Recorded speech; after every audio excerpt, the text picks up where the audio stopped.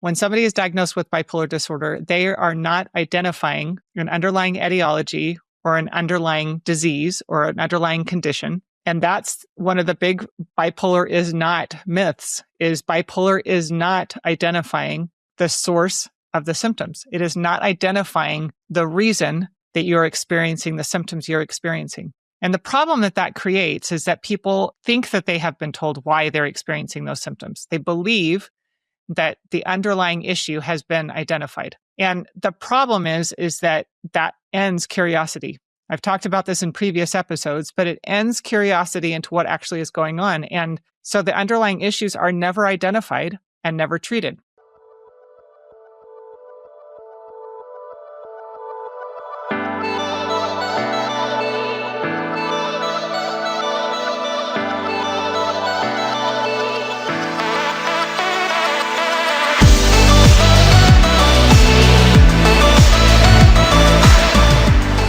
Welcome to the Upside of Bipolar. I'm your host, Michelle Reidinger, and I am doing a solo episode today on a topic that feels like I need to talk about it again.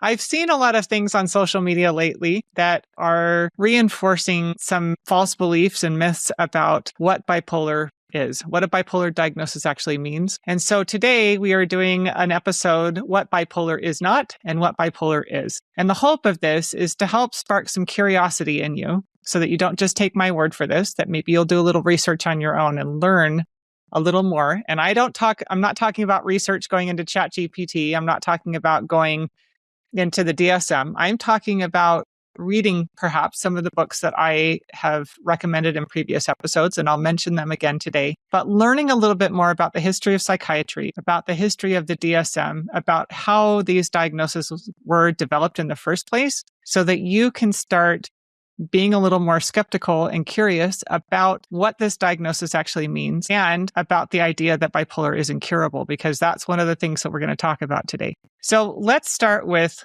bipolar is not. I think it's important to talk about the myths that surround this diagnosis that keep people stuck. When somebody is diagnosed with bipolar disorder, usually when you go in to see a psychiatrist, you have been experiencing symptoms, sometimes for a while, that are very distressing. And when you go to the psychiatrist, you're going because you need help. Usually, most of us don't want to go see a psychiatrist. And so if you're like me, you will have felt like you needed to go see somebody for a while, but you kept putting it off because you were hoping that, maybe you could fix it yourself, or you don't want to be told that you're broken. I know when I went, it took about a year after the first recommendation was that I go see a psychiatrist before I actually did. I was struggling in college with increasingly erratic mood swings. And my behavior was becoming more and more concerning to those close to me. And my parents and an aunt and uncle that lived near me were increasingly requesting and recommending that I go see a psychiatrist because they were worried about what they were seeing in me as far as behavior and inconsistency and my behavior and the choices I was making in my life. And I finally got the courage up to go see a psychiatrist. And I was diagnosed initially with depression and anxiety disorders. And then later it was changed to bipolar disorder after I was started on an antidepressant. And when I went to the psychiatrist, I was led to believe that I was being diagnosed with a chemical imbalance, that I was being diagnosed with an underlying etiology, that the source of the problem was being identified. When somebody is diagnosed with bipolar disorder, they are not identifying an underlying etiology or an underlying disease or an underlying condition. And that's one of the big bipolar is not myths, is bipolar is not identifying the source of the symptoms. It is not identifying the reason that you're experiencing the symptoms you're experiencing. And the problem that that creates is that people think that they have been told why they're experiencing those symptoms. They believe that the underlying issue has been identified. And the problem is that ends curiosity. I've talked about this in previous episodes, but it ends curiosity into what actually is going on. And so the underlying issues are never identified and never treated. And when somebody is diagnosed with bipolar disorder, they are not doing blood tests. They are not doing brain scans to diagnose you because there are no benchmarks. There are no blood tests or brain scans that are used to determine that somebody has bipolar disorder. The only thing that they use to determine if somebody has bipolar disorder are the symptoms. And the symptoms themselves have been determined, that symptoms that decide if somebody has bipolar disorder or depression or anxiety or schizophrenia are a cluster of symptoms that was voted on by a panel of psychiatrists. And recently, Dr. Joseph Witt-Doering talked about this. He talked about how it's a fairly unscientific process, actually, because you get the reason why the original DSM was created in the first place, the Diagnostical Statistical Manual of Psychiatry was created in the first place, was for the purpose of medicating. It was for the purpose of telling psychiatrists which medications to use to treat people. And they created categories or diagnoses based on clusters of symptoms that a panel of psychiatrists had voted on. And when they created later iterations of this manual, they did the same thing. And there has been an increasing number of people who are starting to call into question the motives of the doctors that are on this panel, because many of them, if not all of them, either are currently or have received money from drug companies. The entire system is all wrapped up in the idea that medication is required to treat patients. And so it's pretending like it's this very scientific process of diagnosing and treating somebody. They've created really long lists of symptoms and frequency of symptoms, and it's not actually identifying the actual source of the symptoms. It's just giving you a diagnosis based on the cluster of symptoms that has been determined by this group of psychiatrists. And this creates all kinds of problems for people that are struggling with these symptoms, because they believe that the treatment itself is going to make them better. And one of the things that Professor Joanna Moncrief talks about is that when they first created the DSM years ago, when they were first starting to treat people with medications, not all psychiatrists were subscribing to the idea that they were fixing an underlying problem. That when they first started doing this, there was a recognition that you were using drugs to suppress symptoms, but the drugged state was preferable. And therapists used to not treat people that were on medication because they understood that their emotional response was being suppressed, and it was not possible to process emotions in a healthy way because the emotional response was being blunted by the medication.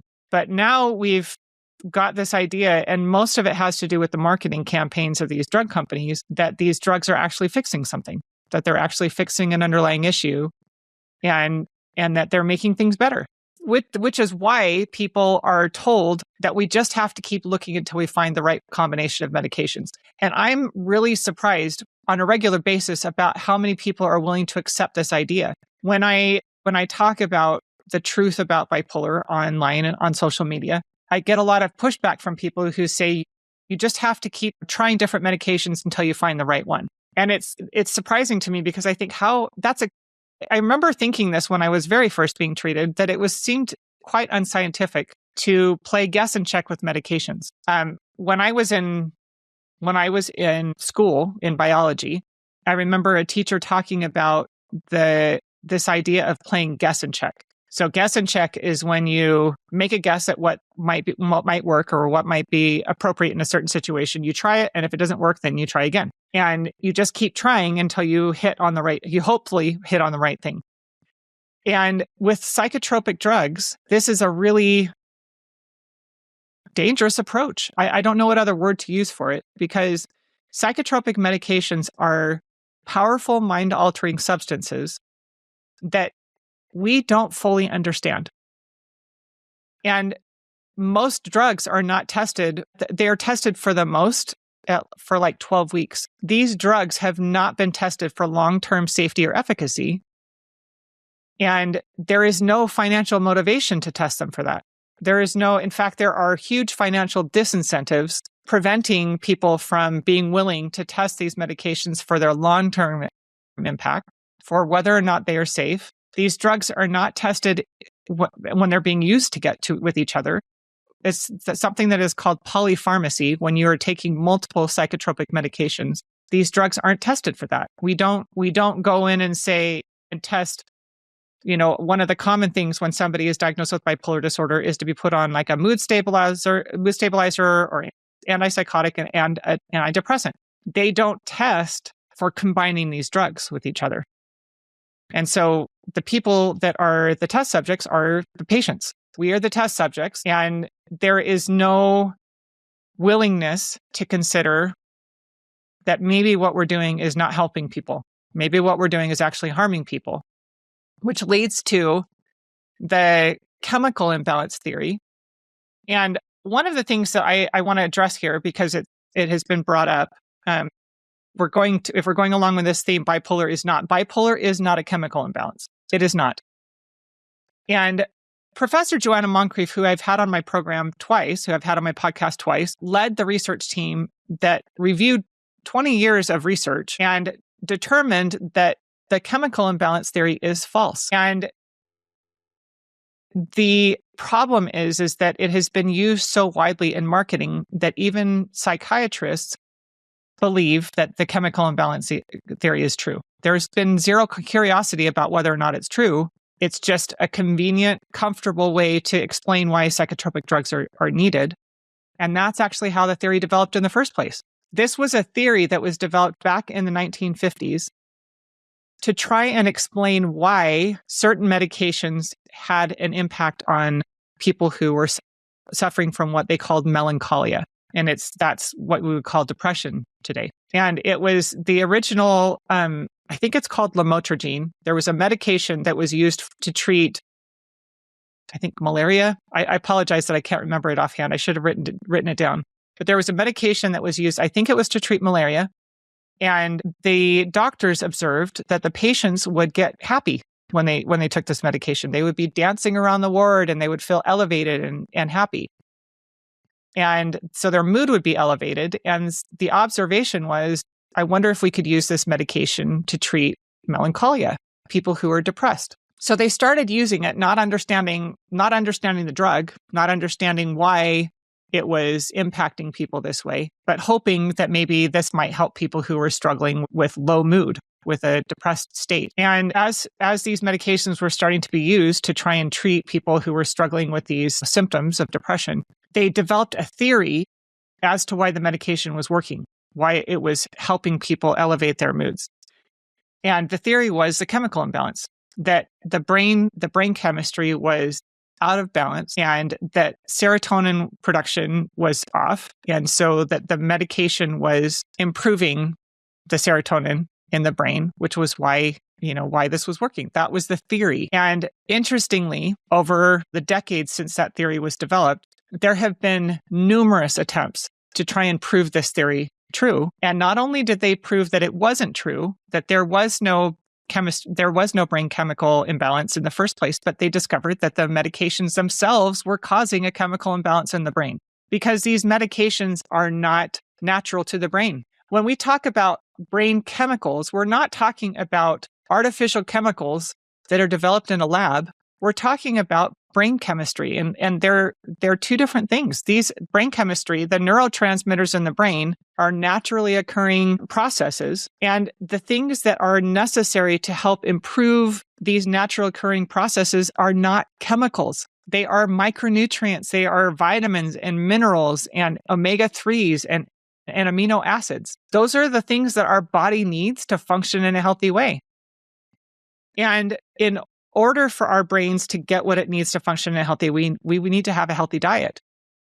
And because we started back in the 90s with psychotropic medications, and that became the focus, most doctors were not interested in learning more about whether people could just improve their diets to improve their mental health. So all of the focus over the past 75 years in psychiatric research and development was trying to prove the chemical imbalance theory, trying to prove that these medications work, trying to find new medications to fix the problems that people are having. And it made it so that there was no curiosity into whether or not what they were doing was actually working or beneficial to their patients. And this leads to another bipolar is not, which is bipolar is not incurable. First of all, we go back to the beginning. Bipolar is not identifying an underlying etiology. So we're not identifying a disease or an actual etiology, an underlying condition. We're just identifying a cluster of symptoms. And we know now, because of the research from Professor Joanna Moncrief, that It is not a chemical imbalance. That theory was totally disproven. And a lot of times, I forgot to mention this, but one of the ways that people push back on me using Professor Moncrief's work in talking about how bipolar is not a chemical imbalance is they'll say, well, she's talking about depression, but bipolar really is a chemical imbalance. And that's not true because all of the chemical imbalance theories rest on this idea that depression was a chemical imbalance. All of the theories of chemical imbalance for mental illness began with that original theory. It is a house of cards that was built on a faulty foundation in the first place. And there have been numerous attempts. I have people all the time saying, well, if you look at my brain scan, look at brain scans all you want, but there's a reason that we don't use brain scans in diagnosing. There's a reason we don't use blood tests in diagnosing. Because an underlying etiology has never been identified. But the reason that bipolar disorder, quote unquote bipolar disorder, has become incurable is because of the treatment approach itself. The treatment approach that assumes that we've identified a disease when somebody is diagnosed with bipolar disorder, and then assumes, based on the last 75 years of treatment through psychiatry, that they will require medication for life, medication that changes the brain chemistry and does not address the underlying issue, we created an incurable condition because the treatment itself is preventing the cure. The treatment itself is not addressing or identifying the underlying issues. It is changing the brain chemistry in an abnormal way that makes the brain function in an abnormal way. And so the person stays sick. Bipolar does not need to be incurable. It does not need to be a lifelong condition. It is possible to identify the underlying sources of the symptoms and then treat the underlying source and resolve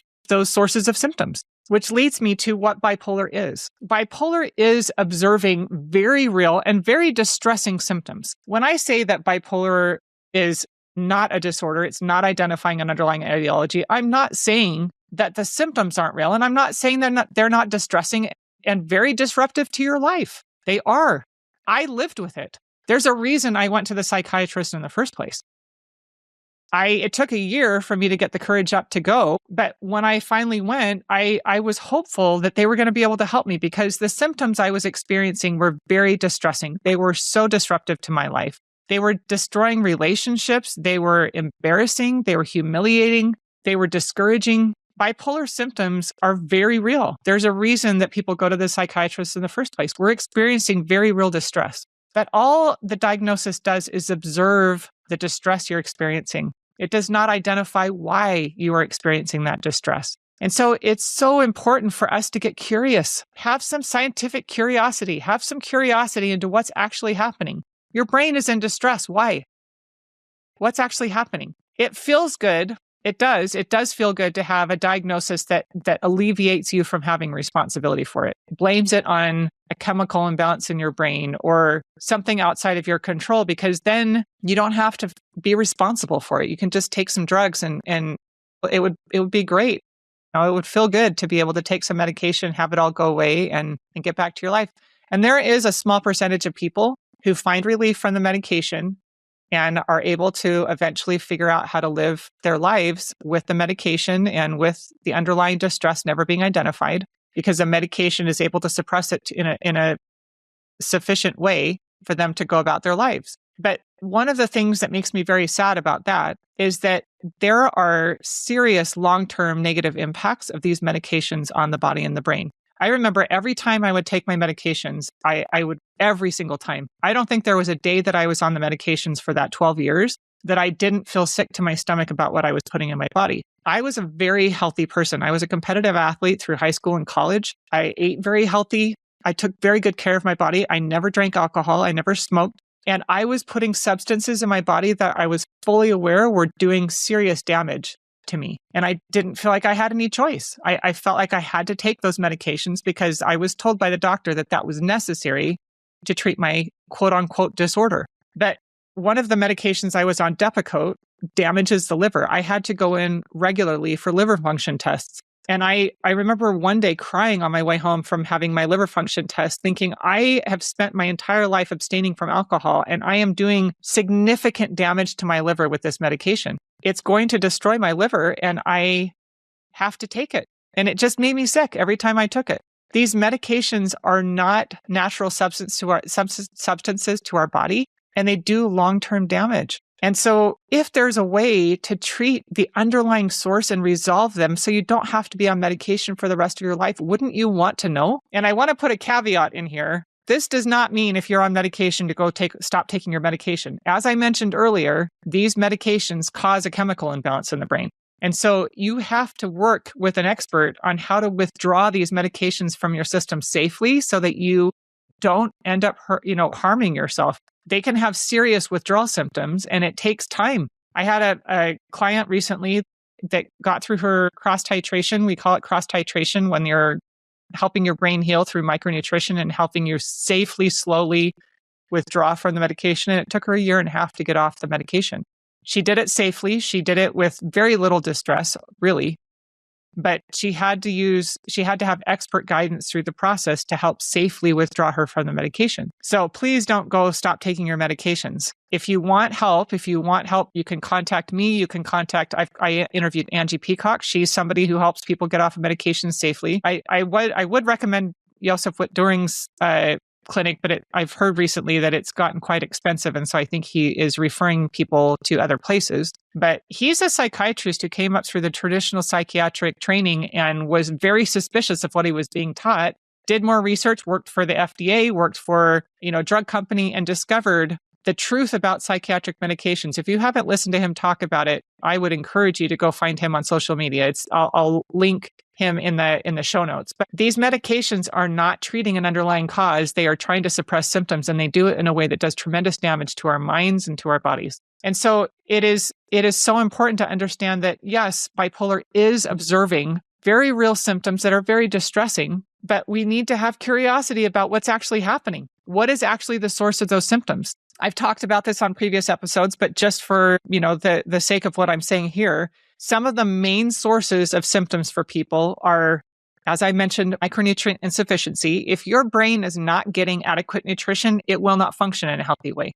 And it will manifest in all manner of symptoms. We can all have all kinds of mental health symptoms that can be the result of not getting adequate nutrition for our brains. You can end up with ADHD symptoms and depression symptoms and anxiety symptoms and bipolar symptoms and even schizophrenia. People who are struggling with those types of serious symptoms can be the result of not getting adequate nutrition for your brain.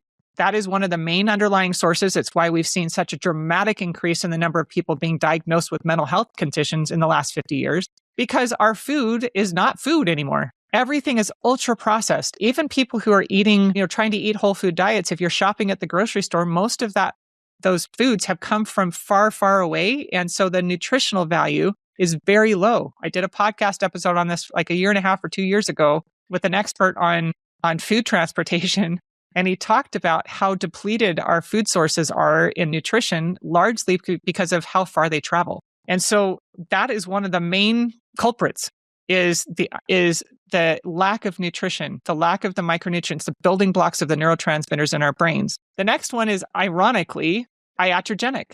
So somebody starts struggling with, even mild depression, if it gets distressing enough and you go to a psychiatrist and you're put on an antidepressant, over 2/3 of the people diagnosed with bipolar disorder were first treated for depression. They were put on an antidepressant, which causes a chemical imbalance in your brain and often will lead to symptoms of mania or hypomania. And then instead of recognizing that they caused those symptoms to occur with the medication, they are told, we misdiagnosed you. You actually have bipolar disorder.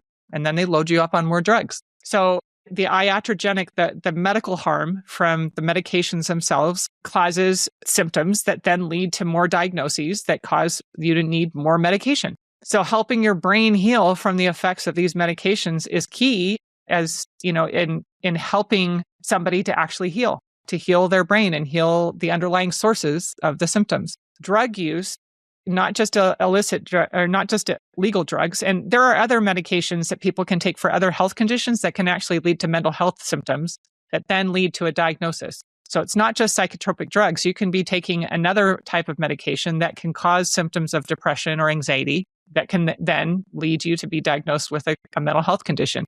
Drug use is a big one. And marijuana is especially relevant today. And there have been a number of different psychiatrists talking about this issue that are holistic psychiatrists that are trying to promote helping people to heal. And this is actually somebody that I'm going to have on my podcast soon, is a woman who has a mother who has started an organization that is trying to help make people aware of the dangers of marijuana use. She lives in Colorado, and once it got legalized there, all of a sudden they saw a spike in the number of people being diagnosed with mental health conditions directly related to the use of marijuana.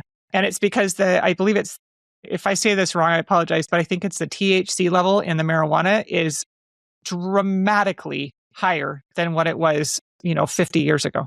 50 years ago, when pot was being used all the time, 60 years ago, 70 years ago, when it was being used all the time, it was very low levels of THC in the drug. And now there has been such a dramatic increase in the level of THC that it is actually causing symptoms of psychosis and mania in people. And instead of any curiosity about what's actually causing the symptoms, they are diagnosed with bipolar disorder or schizophrenia and put on psychotropic medications. We've got people who are dealing with severe trauma. Trauma is a big underlying source of symptoms. You can have somebody who has, traumatic experiences, like one time you can have a traumatic experience or multiple traumatic experiences or lifelong neglect or things like that can cause dysregulation in the brain, cause depression and cause anxiety. You experience trauma responses that are then diagnosed as bipolar disorder or anxiety disorder. And then you're put on medication and the underlying issue has never been addressed.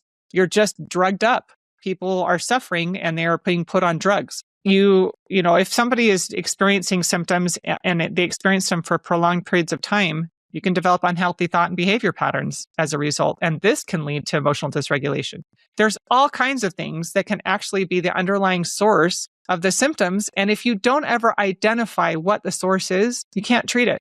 So that's why it's so important to take these very serious symptoms and get curious about what's actually causing them.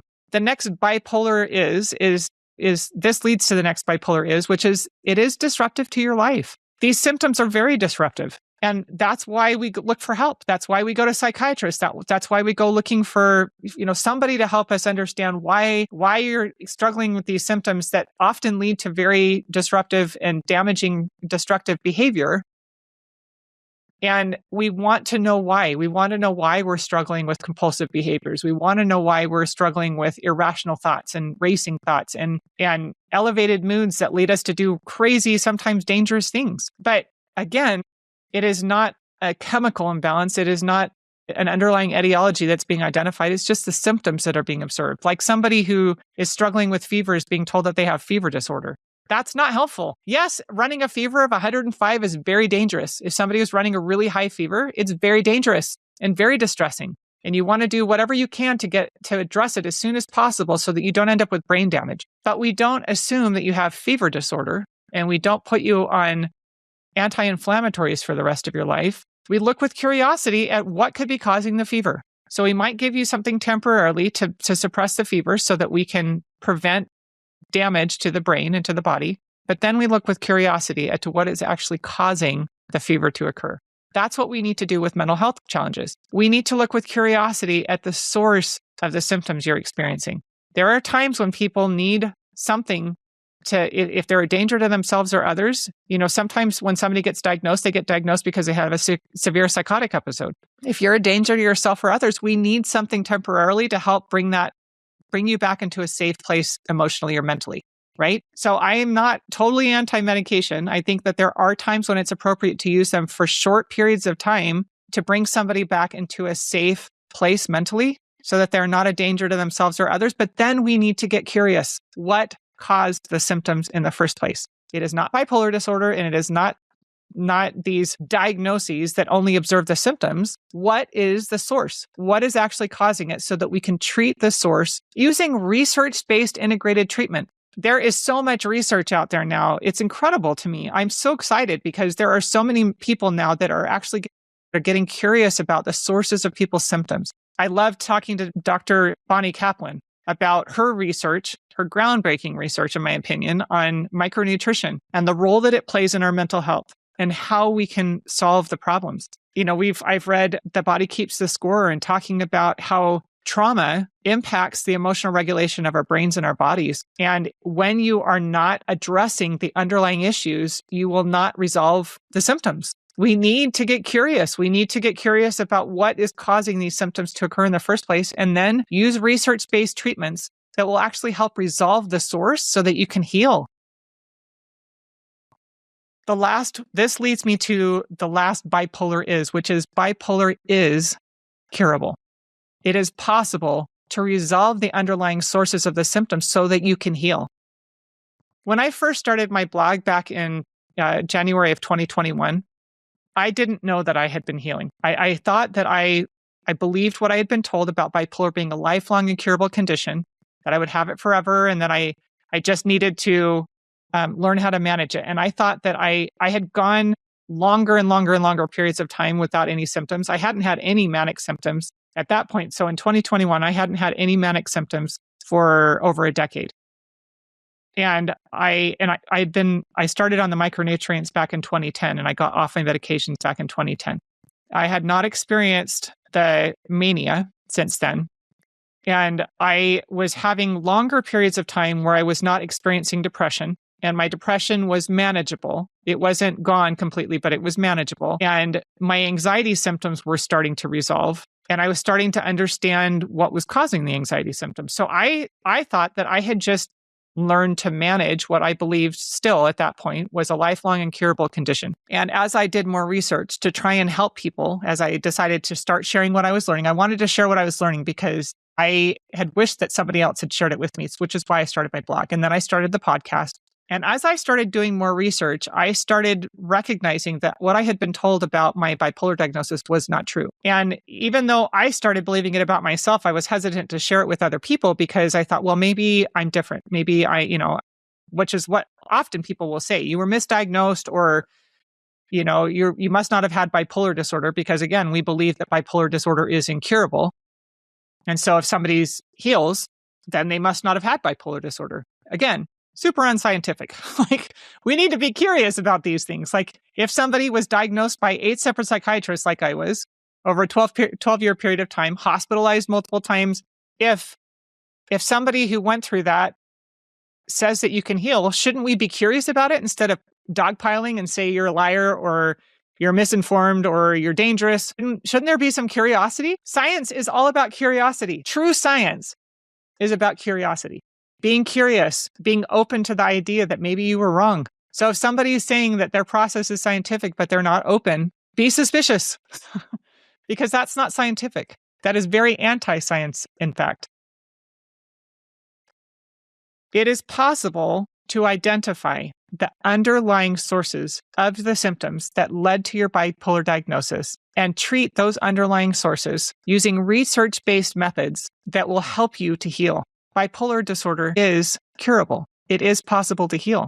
And I learned that for myself. As I was doing more research and I started becoming more curious and more suspicious of what I had been told, I started recognizing that I was healing. That what I had been doing for that previous decade that had led me to greater and greater periods of stability I was actually healing. I was actually resolving sources of symptoms. It started with getting off the medication safely and getting on the micronutrients and helping my brain begin to heal from the effects of the medication and for the effects of not having enough adequate nutrition for my brain to function in a healthy way. Once I resolved those two sources, then I was able to start resolving some of the other sources of symptoms: unhealed trauma, unhealthy thought and behavior patterns, unhealthy coping mechanisms. I started recognizing the symptoms for what they actually were, which was information. My brain was asking for help, and I started recognizing what it was saying to me and how to give it the help that it needed. I had to develop new habits for the way that I interacted with the world and in relationships. I had to change the way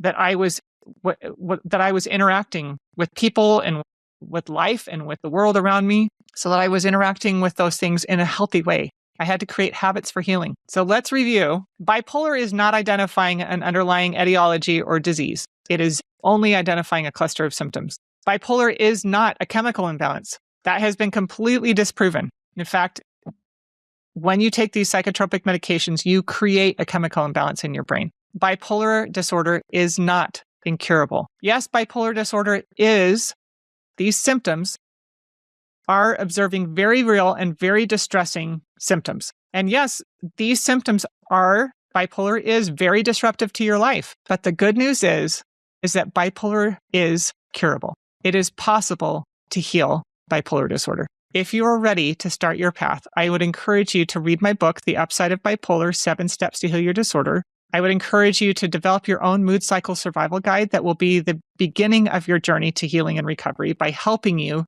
to learn how to proactively manage your symptoms. And then if you have already done those things and you're ready to begin your own healing journey, please reach out. Let's get together and talk about the Upsiders Tribe, my coaching program where I coach people through the healing process. I would love to hear from you. Please send me an email or a message on social media and let me know your thoughts about what I've shared today. What do you think bipolar is? Until next time, Upsiders.